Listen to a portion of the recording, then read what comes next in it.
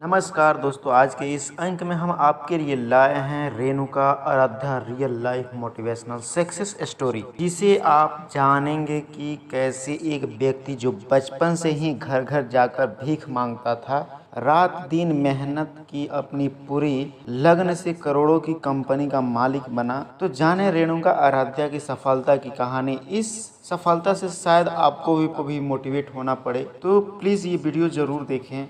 चलिए वीडियो शुरू करते हैं। रेणुका आराध्या की जन्म और पारिवारिक कहानी के बारे में बताते हैं। रेणुका आराध्या का जन्म मंगलौर के पास अनेकाल तातलुक के गोपाचंद्र गांव में हुआ था। उनके पिताजी गांव में राज्य सरकार द्वारा आवंटित एक छोटे से स्थानीय मंदिर के पुजारी थे, जो परिवार के पालन पोषण के लिए दान पुण्य से मिले पैसों पर निर्भर थे। किंतु इतने पैसों से परिवार का ललन पोषण न हो पाने की वजह से रेणुका आराध्या और उनके पिताजी रोजाना मंदिर में पूजा पाठ के बाद आसपास के गांव में घर घर जाकर अनाज मांगते थे और उस इकट्ठे किए गए अनाज को बाजार में बेच दिया करते थे। कुछ समय बाद वो जब रेणुका आराध्या कक्षा 6 में आए, तब उनके पिताजी ने परिवार के पालन पोषण के लिए उनको एक बुजुर्ग चर्म रोगी व्यक्ति के घर पर कार्य करने हेतु लगा दिया, जहां रेणुका आराध्या उस बुजुर्ग के प्रत्येक आवश्यकताओं का ध्यान रखते थे और पुजारी परिवार से ताल्लुक रखने के कारण उसके घर में पाठ पूजा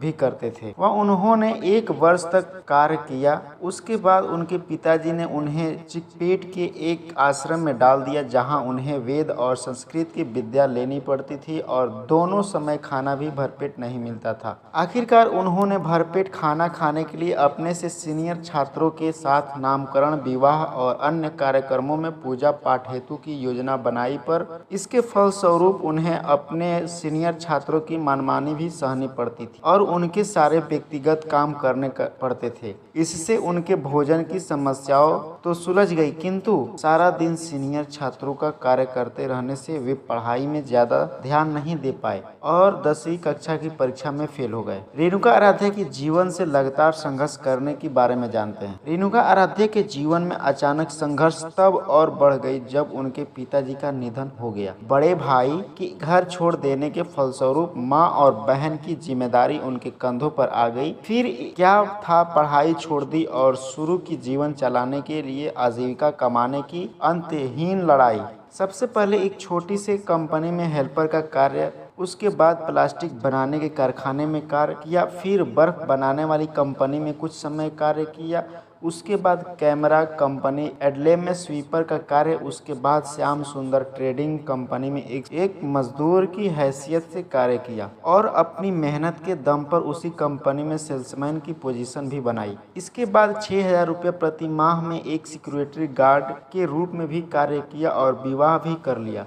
परिवार की आय बढ़ने के लिए सिक्योरिटी गार्ड की नौकरी के साथ कुल 15 रुपये प्रति पेड़ के लिए नारियल के पेड़ पर चढ़ने वाले एक माली के रूप में भी कार्य करना शुरू कर दिया। अब रेणुका आराध्या के जीवन की करवट लेने की बारे में हम जानते हैं। रेणुका आराध्या के जीवन ने तब करवट ली जब उन्होंने ड्राइवर बनने की ठानी और ड्राइविंग सीखने और लाइसेंस हासिल करने के लिए कुछ पैसे शादी की अंगूठी बेचकर कुछ पैसे उधार लेकर जुटाए। फिर भी उनकी खराब किस्मत, ड्राइवर बनने के बाद पहली नौकरी कुछ ही घंटों में एक्सीडेंट होने के कारण हाथ से चली गई। इसके बाद एक व्यक्ति ने अपनी ट्रेवल एजेंसी में बिना तनख्वाह दिए फ्री में गाड़ी चलाने का अवसर दिया, जहां उन्होंने पूरी मेहनत से काम किया। धीरे धीरे अच्छी सेवा के कारण यात्री भी उनसे खुश रहने लगे और ड्राइवर के रूप में उनकी मांग बढ़ती चली गई। कुछ सालों बाद उन्हें एक अच्छी ट्रेवल कंपनी में हॉस्पिटल से लाशों को उनके घरों तक पहुंचाने का कार्य मिला, जिसमें उन्होंने लगभग 4 वर्ष काम किया। इसके बाद अगले 4 वर्षों तक एक विदेशी यात्रियों को घुमाने वाली एजेंसी में भी कार्य किया, जिसमें विदेशियों से उन्हें टिप में डॉलर मिल जाते थे। बस यूं ही पैसे जमा करते करते और अपनी पत्नी की कुछ